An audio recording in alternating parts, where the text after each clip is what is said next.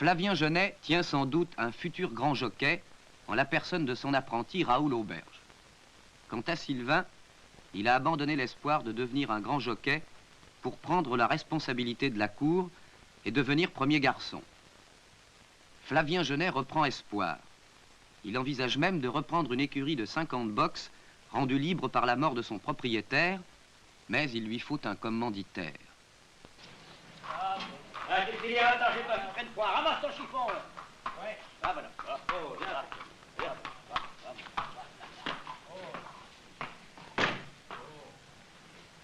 Ah! Monsieur Vamos! T'es à nous, monsieur Vamos! Méfiez-vous, c'est canouilleux. Bien. Ben, vous avez bien fait de venir parce qu'on ne se voit qu'au cours, c'est là on a guère le temps de parler. Nous avons en effet pas mal de choses à nous dire, Genet. Oui, je voulais vous entretenir de la marche de l'écurie en général. Je suis enchanté que vous abordiez ce sujet. Comme vous l'avez constaté, ici, on fait pour le mieux. Je sais bien. Oui, mais avec de tout petits moyens. Le nombre limité de mes box, c'est très gênant, vous savez. Plus on a de chevaux, plus on a de lignes. Moi, je suis un peu dans le vide, je ne vous le cache pas. Oui, mais avec les miens, que vous avez en pension, qui sont 4, hein, vous n'êtes arrivé en tout et pour tout que 3 fois en tête. 2 fois placé, une seule fois gagnant. Mais oui, mais vous ne tenez pas compte du court laps de temps. Vos chevaux sont ici depuis très peu de temps. Oh, très peu de temps, ça fait des mois. Ah ben, un saltier va bien. Ah, celui-là, alors, il me fait plaisir. Avec un peu de chance, on peut espérer l'amener jusqu'au classique. Raoul, t'entends le patron?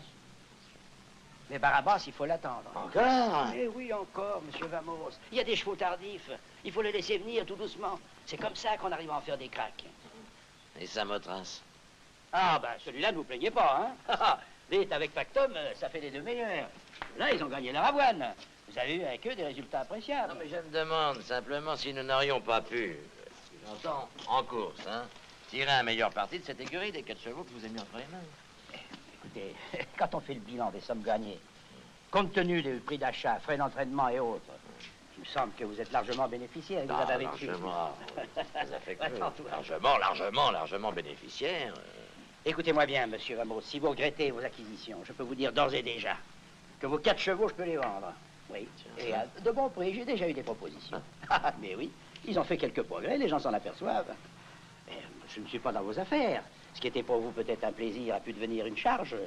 Alors, si vous voulez vous en débarrasser, c'est faisable. Ah non, c'est pas mon intention. Ah, ben la bonne heure, c'est pas la mienne non plus. Alors là, nous sommes tout à fait d'accord. Parce que figurez-vous que mon petit effectif, si réduit soit-il, ben j'y tiens. Moi, je les aime, mes chevaux. Enfin, j'ai fait pour le mieux jusqu'à présent. Et si vous me laissez du temps, je suis sûr que je ferai encore mieux. C'est mon avis. Et c'est mon espoir. Pardon. Je vous en prie. Oui, de toute manière, je ne peux pas demeurer plus longtemps dans cette cour étroite. Et asseyez-vous donc. Merci. J'ai visité tout récemment un établissement qui est devenu libre par suite du décès de son propriétaire et qui réunit toutes les conditions que je recherche. C'est très intéressant. Près de 50 box, 2 cours qui se rejoignent, une installation ultra moderne. Ah, si je pouvais avoir ça, tous les espoirs nous seraient permis. Je pourrais enfin entraîner des pur sang suivant mes convictions. Et l'établissement est immédiatement disponible?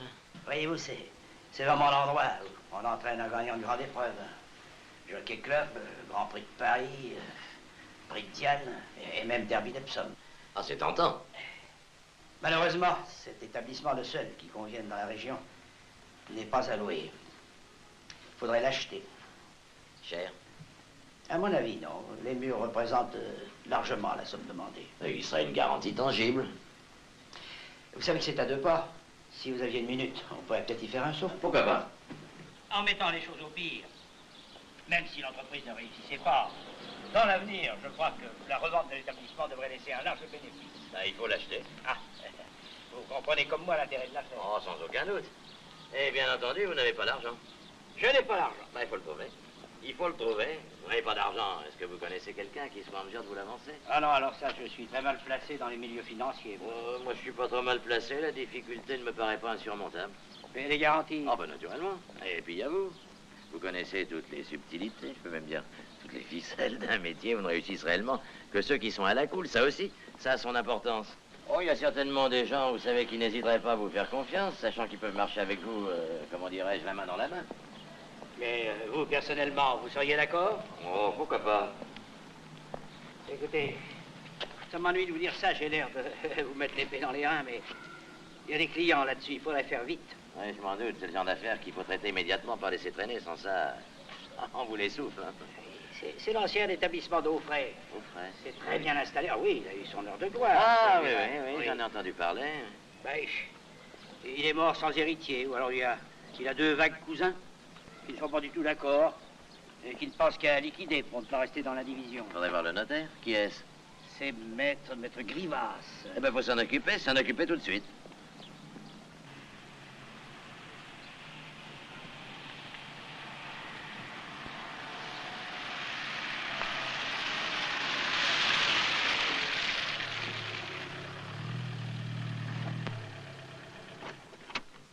Vous trouveriez des commanditaires? Oh, j'irai pas les chercher bien loin.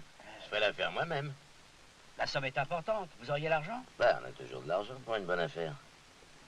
Ah, ça, vous pouvez le dire, c'est une bonne affaire. Ah, ça, j'en suis sûr, hein, je peux m'engager, moi. Eh ben, c'est justement ce que je vous demanderai. Et comme je vous l'ai dit, cela ne peut se faire que basé sur une entente, une compréhension totale entre celui qui avancera les fonds et puis l'autre, celui qu'on usera. C'est-à-dire vous. Ah, ben, moi, je suis prêt. Ben, il faut être prêt. Il faut être prêt à tout ce qui sera utile et nécessaire. Oui. Ben, naturellement, je ne m'immiscerai pas dans votre entraînement. Hein. Je me contenterai d'avoir de vous des certitudes. Oh, vous savez, des certitudes aux courses. Oui, je sais. Et puis, vous le savez aussi. Hein? Ah, bah, enfin, je voulais dire par là qu'il y a tout de même des aléas. Bon, les aléas peuvent être réduits à fort peu de choses. Oui, évidemment. On peut mettre toutes les chances de son côté. Ah, je vois que vous me comprenez parfaitement. Comme je vous ai compris. À l'aigle.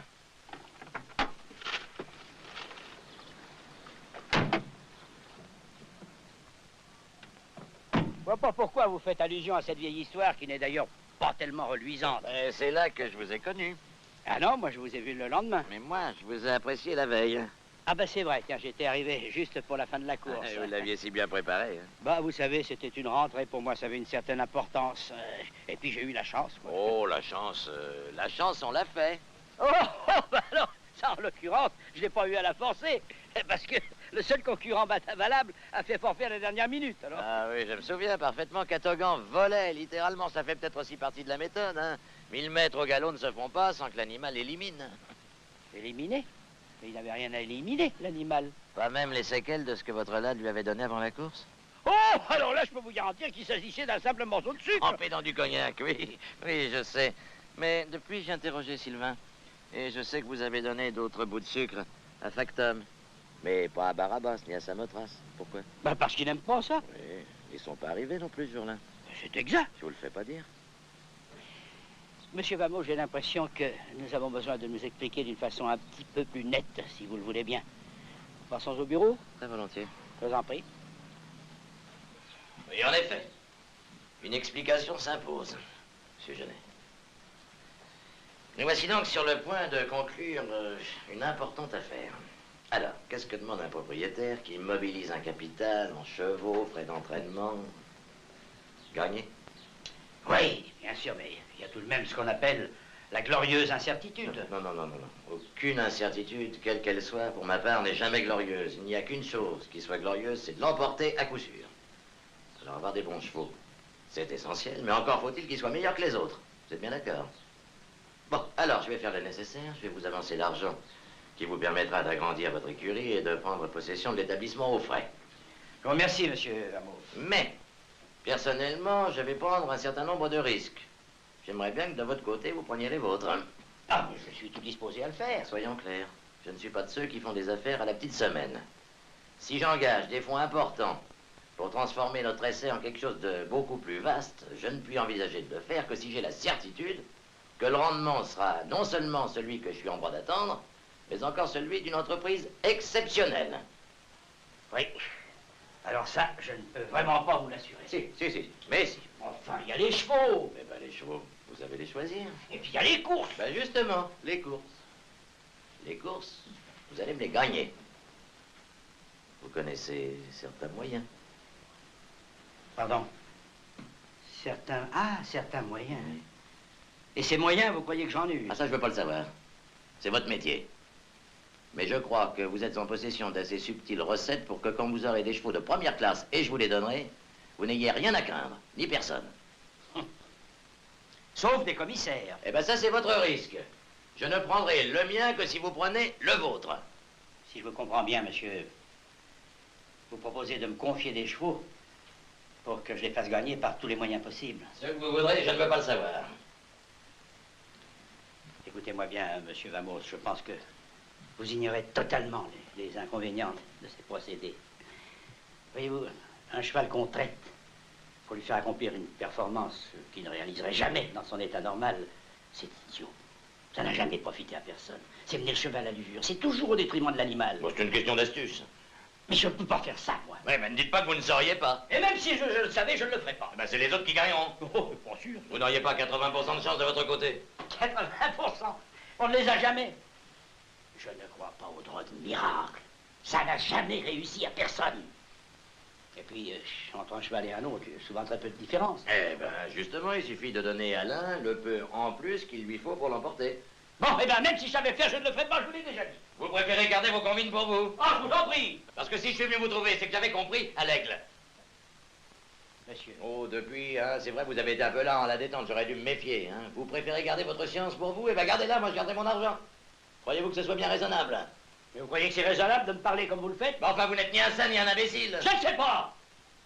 Ce que je sais, c'est que j'exerce un métier. Et que je ne pourrais pas le faire autrement que je le fais, en dehors de toute règle d'honnêteté. Voyez-vous, avant toute chose, ce qui compte pour moi, c'est le cheval. Je l'aime. Hein, c'est bête, hein? Je l'aime et je le respecte. Et puis, oh, ben, je suis pas un orateur, je vous dis ça comme ça me vient. À travers le cheval, j'essaie de me respecter moi-même. Avec vos 6 box et vos 2 chevaux. Parce que vous me retirez les vôtres. Je pense qu'il existe plus d'un entraîneur qui ne voit pas les choses comme vous. Ben, malgré ce que vous pensez, moi j'en doute. Je suis pas content, Genet. Tout me faisait penser que nous nous comprendrions. Nous sommes parfaitement compris, monsieur Vamos.